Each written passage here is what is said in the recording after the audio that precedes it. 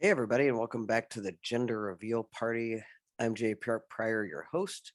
This week has been a really fun interview for me. Again, it's another one of my best friends. I really do have a lot of friends, and I'm so grateful. This week, we're talking to Eliot Spielman, and it's non binary week at the Gender Reveal Party. So, Eliot identifies as a non binary human like I do. And I met Eliot, gosh, about 10 years ago. And as soon as I met Eliot, again, we were pretty close to instant friends. We started out watching basketball together and hanging out. And then turns out we both have adopted kids out of foster care, and we both just have a lot in common. And they have been a huge support to me with my kid with special needs and somebody who really gets me. So I just appreciate their friendship to no end.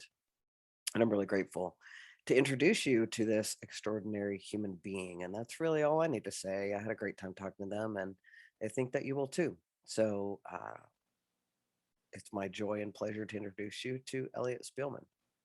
Welcome back to the Gender Reveal Party. It is non-binary day at the Gender Reveal Party, and I am delighted to have with me one of my best friends, and this is Eliot Spielman. Welcome to the Gender Reveal Party, Eliot. Thank you. Thanks for having me. Yeah, it's so awesome. I just get to talk to my friends. I know it's not a bad deal, huh? No, not a bad deal. We were just watching the Jayhawks play basketball last night. We won our opening game. We looked good, right? I was gonna say they looked pretty good. I thought Yeah, they looked pretty good. Yeah, yeah. yeah, So, Elliot, you identify as a non-binary human like me, and I'm gonna let you tell that story because everybody's story is different. So, yeah, take the sure. mic. Well, so like Jay said, my name's Elliot, and I first started coming out of the closet when I was 18. It was a process. I come from a long line of very religious people, so it was not, a easy thing to do. It was also a different generation. I always try to keep that in mind. I was 18 in 1993, so you know things have changed a little bit, but through my life, I've just started to realize like I just didn't fit either gender role. I knew I wasn't trans, like fully trans. I knew I wasn't all lady. That's never been in question. um, and so, a lot of it has just been me learning, like the language even to put around it. And honestly, Jay, meaning you is a big step in that. I feel like you've taught me so much about like who a person can be, if that makes sense, Yeah. even though they come from a very religious background. And then I officially came out as non-binary. I'm trying to think. It's probably about 8, 9 years ago now, because I've been going by Elliot for probably 8 years. When you officially changed your name when you got married, right? And that was 6 years ago. Right. Yeah. Yeah. So, and my birth name was Tiffany. And it wasn't that I have no shame in that name whatsoever. My mother gave it to me, and I love my mother very much. It just did not fit. Right. My whole life, I've had people when they meet me laugh and say, "You are not what I was expecting." No, you're not. And for me, even, when we first met and I was introduced to you as Tiffany, like I've had this happen a couple of times where when I meet another person who resonates with me as on the butch side, right? On the not a Right, lady. right. It's what it That's is. not a I am not a lady. I'm not a lady. No. When I meet somebody like that, especially that's queer, we have an automatic like resonance, and I've been trying to explain that to people, like, when a butch meets a butch, or we meet each other as non-binary, we're like, oh hey, you're me, right? And so I Mhm. meet you, and then I find out your name's Tiffany, and it's hard for me to even get out of my mouth. Like, I can't even call you that. Even back then, right? Right? Yes. As soon as I met, and instantaneously, as soon as I met you, I was like, it's Tiff. hard. Tiff. I can do Tiff, I guess. A So I lot of was people call really me Tiff. grateful when you changed your name to Elliot. It Elliot really definitely was. felt better. Everybody felt better. I think it was actually a pretty natural progression Yeah, with most of my friends, just because it felt more natural, right. I think. Yeah, Yeah. for sure. So I mean, And- that's go ahead. Yeah. no, no, no. I want you to go ahead. Well, no, I was just gonna say, I mean, that's basically my story. It's, we could sit here for 4 hours and go through my whole story, right? But yeah, just like I said, my whole life I knew I just never really fit either of those. And then I realized non-binary was a thing, you know, and I Right, was like, oh, there it is. right. So yeah, that's kind of me in a nutshell. Yeah, and I think that, I talk about this a lot where I give a lot of credit to the younger generation for creating that space because we didn't have it. Like we were No just way. carving out a space as gay and lesbian, right? And that's all you could be was And gay then or very lesbian. binary trans, right? I was just talking to this with a friend of mine last night about in the trans world, there are those people, and they've been on the show, that we're having them on the show to make sure everybody is covered. But there are people who transition and then they're binary. I mean, they are like the opposite gender, right? And No, so I know some. right, and when we first came out, it was like first it was gay and lesbian, then bisexuals had to Right. carve their way in there, and the transgender community started carving. But when I came out, the trans community was very binary. It was like you're going to be a man or you're going to be a Mhm. woman. And there was nothing in between, and there was and so I was like an anomaly that there was only one other person I knew that was like me that went on testosterone but didn't identify as a man, right? So Right. yeah. And So that now we probably have messed this with, fluidity that's happening that's really beautiful. gosh, it's changed so much. I work with some queer kids and they are just constantly teaching me language and I love it. I mean, Yeah. because I know I still, queer or not, I have stuff to learn. Right. I'm a different generation queer than Right. say the 13, 14-year olds, Right. Right. And you're one of my favorite. I mean, you're always just in general one of my favorite humans because I love you and you're delightful and Ditto. funny. But also, one of the things that you and I resonate a lot with is we both love being queer. Yes. Yeah. It's So you want it's to who I say that? am. Yeah. Yeah. Do you want to say more about that? We're grateful we're not straight. I mean, I really am. Like, So I grateful. just I feel like I can bring something to the table for people that they might not otherwise have. And I do try to come very much with open arms, and full understanding, even if I don't understand it, just because I love being queer. And we love I everything would, about right. I mean, I love the language. I love the rapport I've built with people. I love the going to queer parties and just being myself, it. Yeah. like, Yeah. and then some, Yeah. Yeah. Yeah, I just wouldn't have it any other way. And it took me a long time to get to that point too. That's not something I woke up with. Yeah. None of us really woke up with that. Not just one morning, like, oh, yeah. No, it's been a long journey of self-discovery and just being okay with the fact that I don't have to identify either way. I Right. don't have to. Right. Yeah. And I think that for me, part of the love of being queer and the passion around being out, there's a couple reasons. One, I do it for the young kids because I don't ever want a kid to have to deal with what I went through. But two, it's just such an authentic expression of who I am. That's like I can hide like I would have to be hiding my light under a bushel if I didn't, if I Right. wasn't an out queer. Like it's just so much of who I am. And I Yeah. fought so, I mean, I was, even though I was only 18 when I came out, the level of suicidal ideation and hatred that I felt towards myself, like really had me down, down, down in a dark hole. And Right. getting to that place where I was like, wait a minute, there's nothing wrong with me. Like I had Right. so convinced myself there was something wrong with me. When I finally got clear for myself there was nothing wrong with me, it was like popping out of a cake. I'm like, Right. I'm not gonna do that ever again. Right. I mean, granted, I'm human, so of course there's all the negative self-talk that I can dive into, but the core of me, of the hatred of myself as queer, once I got past that, it was like freedom. For me too, there was a phase where I was like, why can't I just be freaking normal? Right. Like whatever normal is, right? I've given up that word a long time ago, but Right. I mean, why can't I just be like everybody else that's around me, But now I'm still grateful I'm not. I'm so grateful. Yeah. I know. And I'm with you. One of the reasons I live so out, I mean, besides the fact that I'm in a marriage that I don't want to hide, Thank you. but also for the kids so much, because there are lots of kids that still have to live in the closet. And I just want them to see us safe, accepting, even if we never speak, they Right. see me. I know they see Right. me. We're hard to Yeah. Right. Oh God, there comes those queers, right? Here Yeah, we and I go. agree. Just and I've had that happen where other kids have been like, "Wow, as a trans person, I didn't even know I could have a wife and kids and a life and all that stuff," because they don't get to see themselves on the world, Right. right? It's not a common place to see them though, Yeah, which just separates more.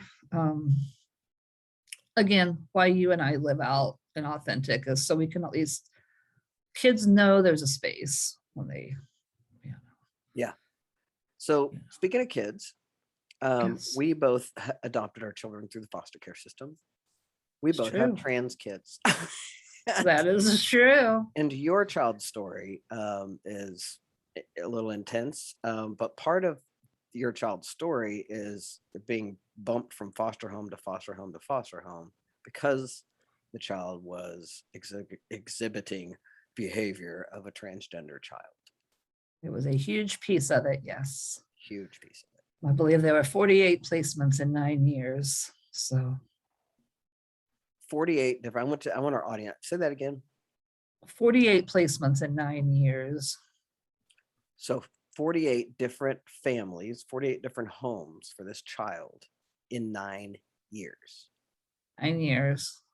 Yep. Some were overnights, some were a little bit longer, but nothing. I mean, our home was the longest for sure. And Wow. yeah, And all because the child put on girls' clothes. it was a huge piece of it. Absolutely. I Yeah. mean, yes, my child has behaviors, but who wouldn't coming out of foster care like that? But that was a huge piece of it. It was that we can't raise a homo. Um, and that's the words that were used, and that's why I use that word. I'm a proud homo again, right? Right. Yeah. We're But proud homos. that's right. I'm homo all day. But Yeah. when you're a child, Right.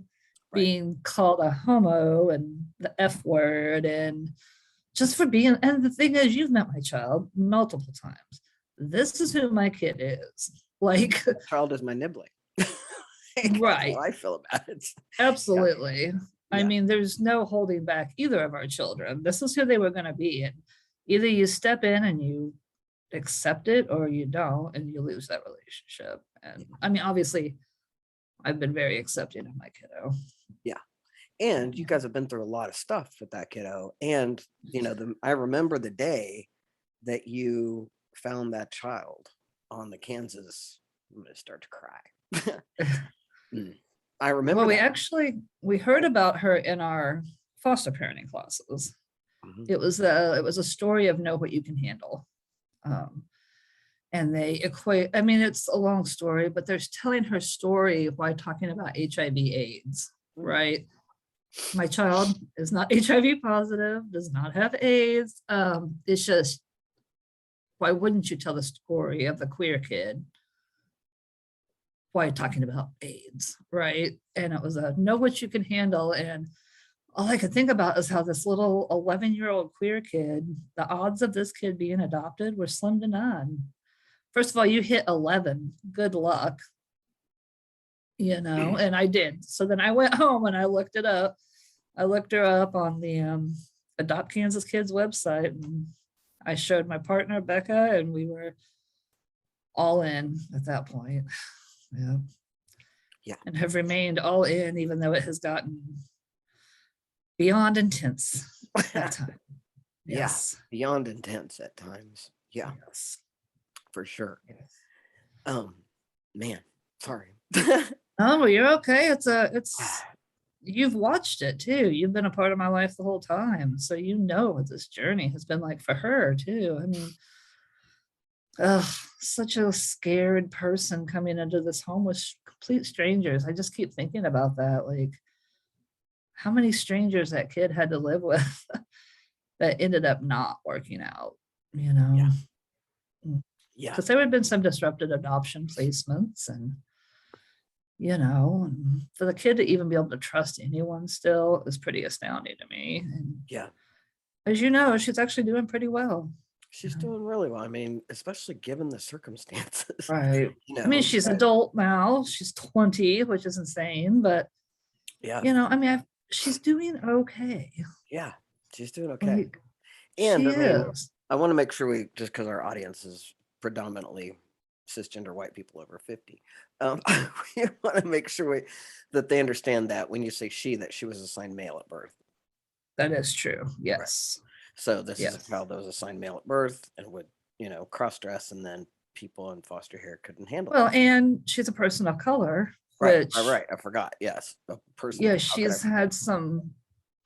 she has some real fears of people of color because they have not always been very accepting of her. So Right. my kiddo just has a real journey, you know what I mean? Yeah. Yeah. And but again, like I said, she's doing okay. And Yeah. I can't Doing ask for great. I more than mean, like I that. said, she's doing okay. Uh, And you guys, I mean, that's what I wanted to highlight that because I want people to understand that there's things like that the queer community, it's like extra, right? Right. It's like extra. And that's what people don't understand. Um, it adds a whole nother level, Yeah. you know. And my kid literally was just trying to live their life. Yeah. Sorry. And not even really thinking about queer or not queer. They were just being themselves, Yeah. Yeah. you know. So I love watching her live her authentic life. I love her knowing that she can come to us with anything, you know, Mm-hmm. and is always safe, um,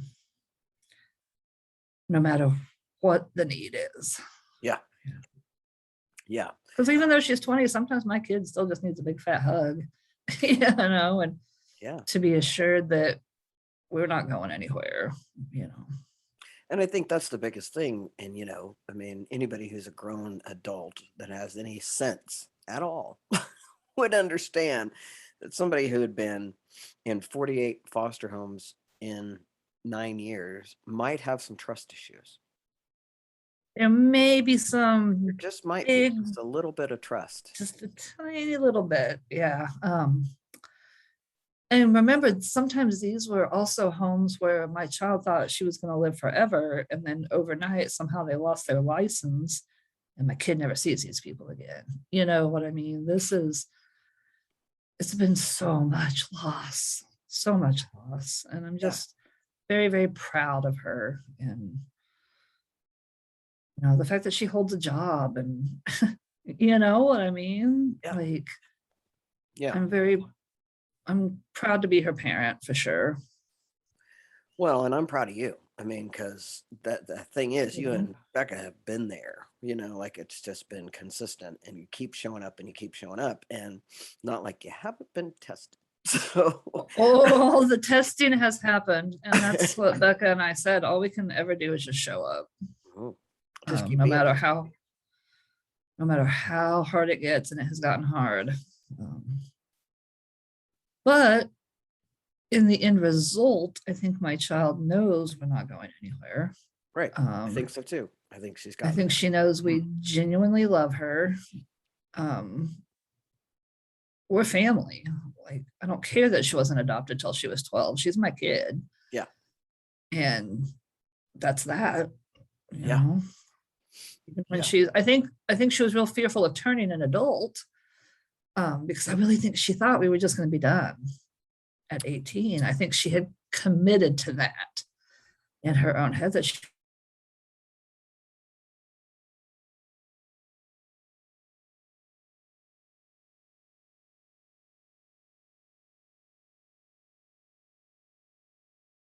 still show up after 18 has been. You Still completely, there, buddy? yeah, you completely cut out. You froze. Oh no. That's okay. You Well, froze I was just talking saying, about her being 18 and thinking she was gonna, well, because I mean, when you're in foster care for that long, for those of you who aren't aware of foster care, when you turn 18, you age out of foster care. So in our country, when a child is in foster care, when they turn 18, they just basically get kicked out and left to the world. Like there's there no may net. be a social worker that checks in once in a while, but there's no guarantee of that. Yeah, and we are in a country where our country has established youth all the way up to 26. People who are have biological children can keep their children on their insurance until they're 26 years old. So they think of their children as children until they're 26. But foster care kids get like cut off, right? Cut off from the state funding, cut off from They all don't that want to keep stuff. paying for them. Right. When they're 18 years old, Mhm. we cut them off. Right. And so a lot of the biggest issues for kids in foster care is that gap between when they're 18 until they're like grown, because you're not really grown when you're 18, especially these days. When I was 18, I had a job, I had an apartment, I had, like it was a different world. It was. I had to have a job and things, but it is different. 18 is so not an adult. Right. Exactly. Yeah. Yeah. And so I could get that mindset for her was like, well, this is what foster care looks like. Even though she was adopted, technically, I could get that the mindset is 18 and it's out and I'm out. Well, that's all she knew was Right. foster care. Right. I Right. mean, so why would she think any different? Right. So my Yeah. guess is, and I can see this over the last couple of years, just because I know this child, like these past 2 years have been so pivotal in her really understanding what family is. Like you don't leave, Yes. like you don't just graduate out of your family. It doesn't happen. Absolutely. And I think that's exactly what she was expecting. She was just because she could be pushed. Definitely, there was pushback uh, Sure. to our loving her and things. And I think part of that was just because she knew it was going to go away, Yeah. in her own head. And she told us that, I've needed you more since I've turned 18 and you've been there every single time. She sees it. Yeah. She sees it. And if that kid thinks we don't love her at this point, we got problems. Yeah. I think she's clear. No, she knows we love her. We can She always, I knows. think as humans, we second guess those things all the time based on our past. But I think the bare bones of it is that kid knows that she's loved and has a family. She knows she's And loved. that's No, because of you and Becca. And that's what I really want to acknowledge you for and appreciate you for. And, have our audience know that there's cool people like you in the world who make that kind of difference, because there's not a lot of you. There's not a lot of people who are going to adopt a kid out of foster care at the age of 11. Like that's just, it takes a huge human to do that.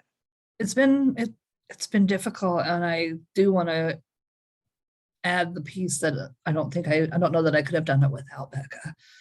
She's definitely a huge blessing and a huge piece of the whole puzzle. Right. For sure. Yeah. She's an amazing parent to our child too, and a good partner to me, which made it a great partner. She's not a great mother and a terrible partner. She's just great. I love her. um, Yeah. That's the other thing yeah, we I have in mean, common is and our wives get along great. So we have they these do. That's like, nice. really And super. they're similar. They have some similar tendencies. They do have some similar They're wicked smart and they can't sit still. So smart. It And both drives of me them. nuts. No, I yeah. always And like your wife. I used to have a story that I was not smart, not a smart human. Oh, me too. And there's some residual stuff around that sometimes still. But one of the things that I've come to over the last many years or whatever is that I wouldn't have attracted Jessica if I wasn't a smart person. Like I had, because she's wicked smart. Like she's the kind of smart that's scary smart, gifted smart. Like Becca. Right. Like, As is oh my my wife. God, And kind of smart. but you and I had the same narrative, right? Right. Right. I'm not, my sister was the National Honor Society's Same. person and the straight A's, and that was never me. And so I just assumed I wasn't smart. But then I had the same conversation with myself. My wife is not going to be with someone who's at Dumb. least not mildly intelligent, Right. Yeah. because she has to be able to hold a conversation with this person. Right. Um, but also going back to a community college taught me that I wasn't stupid, Yeah. you know, That was helpful. I went and back to PSU, which is, it's not a community college, but it's a small college in Kansas. And I right. pulled a straight A's one semester. And for me, that was like, oh, I'm not Who knew? dumb. I'm just, you know, Yeah. not into it. And I think that was it for me too. I didn't want to study. I Right. was so Not my done natural with thing. being in It's not my school. favorite. It's Right. not a thing I like. But yeah, I mean, yes, I think my child had that narrative as well. I think she's always thought she was just not smart enough, you Yeah. know, Yeah. and she has been that forgotten student, Yep. because she wasn't the worst of the worst in the classroom, getting all the attention. So she just kind of faded into the background, and but I think she's learning she's actually really freaking smart, Oh my gosh. She's so smart. so smart, and she has amazing problem solving skills. Um, Absolutely. Our yeah, kids are resilient in that way. And they and that's something that foster kids are just, that's part of the, I mean, I think there's studies on that. Foster kids are resilient. At some point I I've read mean, some kind of study on that, but our foster kids are resilient because they learn early. Right. yeah, Um, they have to be or they aren't, if right. that makes sense. Yeah. Yeah, they'll, Yeah. Yeah. Yeah. yeah. One of the things I love about your family is you're also quippy and clever. and and your child keeps up with that. And so there's no She way does. to keep up with We you were a all little smaller. concerned because Becca and I can be so sassy, but she came right in, started in with the jokes. She'll be like, "Hey, mom, take a picture of me in the trunk of the car while I pretend like I'm dead." Okay, click, click. He fit right in. Way to bring the morbidity. Thanks. That's right. Amen to Yeah, that's fun. that. And I mean, that level of brightness also just kept getting brighter the more she's in a stable place that where she's safe. Yes, So yeah, yeah. I'm proud of her. Yeah, me too. Anything else you'd like to share with our audience, or anything you want to say to Um, anybody? You got a I whole, mean, if we're on you, Spotify, man. We're everywhere. So oh, let's do this. Well, I will say if anyone has any questions for me, you can find me on Facebook at Eliot Jean. It's ELIOTJEAN. Uh, I'm always considered myself pretty much an open book. So if you have any questions, or goodness, if you have a kid that's going through something, reach out to me. I'm happy to engage and answer any questions. yeah, thank you. That's very sweet. And that's what, we're always here for the kids. Yeah. And while we appreciate that younger generation opening it up, we also want to acknowledge that without you and me and all the rest of us being really out when we were young, none of this would happen. So No. I appreciate you for being who you are. And I love the big queer that you are. And I love that you're known as that in our town. And it makes me happy to I be love that one of about your you big gay too. friends. You're one of my biggest gay friends. Yep. We have a One of couple my, more, but we are really gay friends. we have some gay friends for sure, but we are gay Gay, friends. you're so gay. That's right. Gay, gay, gay. That's awesome. So thank you, my That's friend, right. for coming on to the gender reveal party. I Yeah, thanks for appreciate having me. you. I And appreciate again, it's non-binary day at the gender reveal party. So whoop, yay! whoop. It's a good Woohoo! day. All right, good day. All right, thank you. Thank you.